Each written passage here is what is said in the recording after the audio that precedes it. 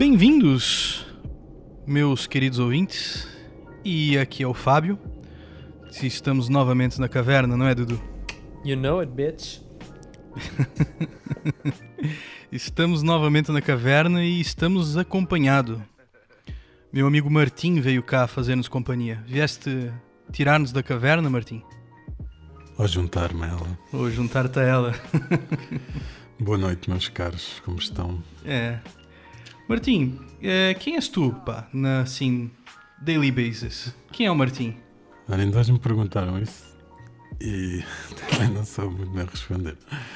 Pois acho Mas acho que estou à procura.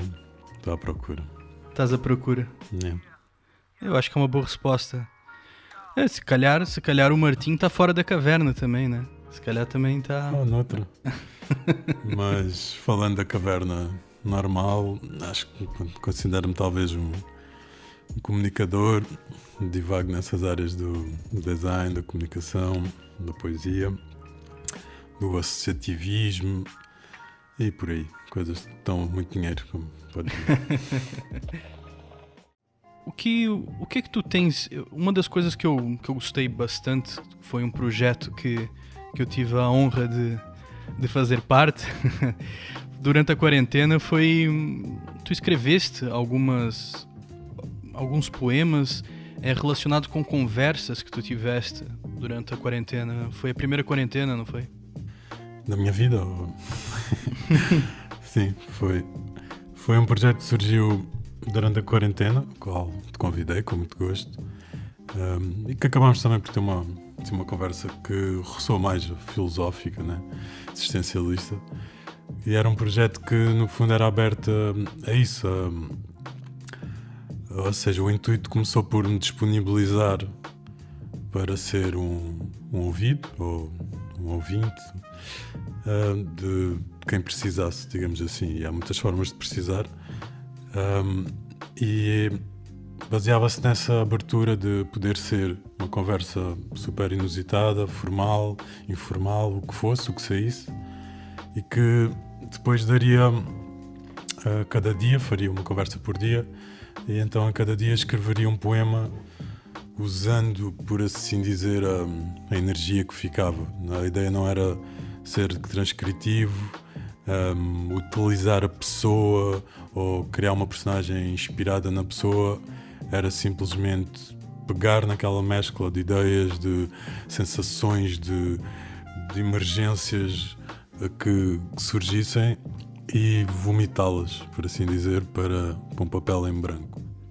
Então, deixa-me fazer-te esta pergunta. Tu sentiste que existiu uma evolução em ti, certo?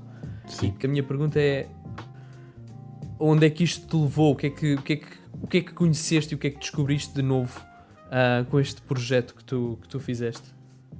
Eu diria várias coisas. Eu acho que, por um lado, acabou por haver um debruçar-me sobre o que é, ou formas de procurar a criatividade, de formas de inspiração.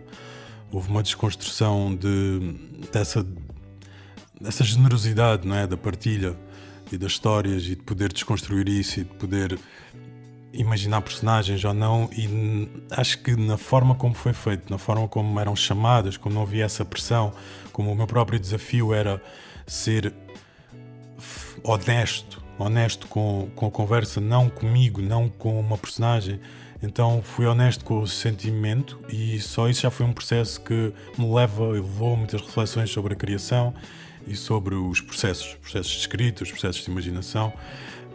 Por outro lado, obviamente a nível mais pessoal, por ouvir também tantas histórias, tantos medos, tantas inseguranças e tantas coisas também opostas e positivas, eu acho que isso ajudou-me a relativizar.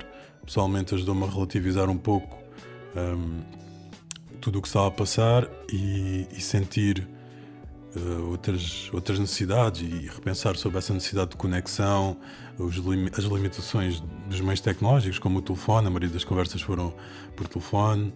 Ou seja, eu acho que existem vários campos que eu tive várias reflexões. Diria que esses dois foram, sim, os maiores, e depois houve reflexões como para que é que serve a poesia, para que é que serve a arte, que lugar é que isso socialmente pode ter, qual é o lugar da verdade, da honestidade, da proximidade, para que é que as histórias servem, para que é que um poema serve, para que é que uma frase serve. Então, para que é que eu estou a fazer isto? Para que é que eu estou a escrever um poema para as pessoas quando se calhar elas precisam é de comida e trabalho? Então houve todas essas reflexões, né? Eu desafiei-me a sair um pouco da minha zona de conforto, mas não procurando um lugar desconfortável propriamente, procurando um lugar de um encontro, um certo erotismo, um certo prazer de fazer, porque tinha a noção que ia ser algo fisicamente, mentalmente, poderia ser pesado, então eu propus-me a procurar encontrar um caminho, uma estrutura, uma proposta que me desse liberdade, mas que ao mesmo tempo fosse fiel aos princípios do projeto que estava a fazer, e que o objetivo lá está era estar disponível para as pessoas, ser um ouvido, poder ser uma voz, poder ser uma companhia, sem presunção.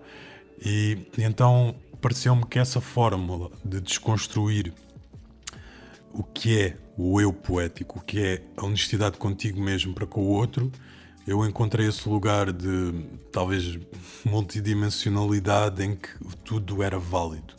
Se a pessoa me tivesse contado uma história que o cão tivesse mordido a orelha, mas se calhar tínhamos estado a falar 2 horas sobre economia, eu poderia começar um poema sobre o homem que tinha a orelha mordida, não o homem que mordeu o cão, mas o homem que tinha a orelha mordida, e criar uma personagem que depois atribuiria, sei lá, estatísticas. Era um pouco recortar de coisas, de momentos, de frases que me marcaram, usar isso livremente. E isso acho que era foi um desafio para mim, porque eu não estava a criar nada para uma editora, para um projeto com fórmulas e estruturas exatas. Eu vi essa liberdade, como é a liberdade de uma conversa.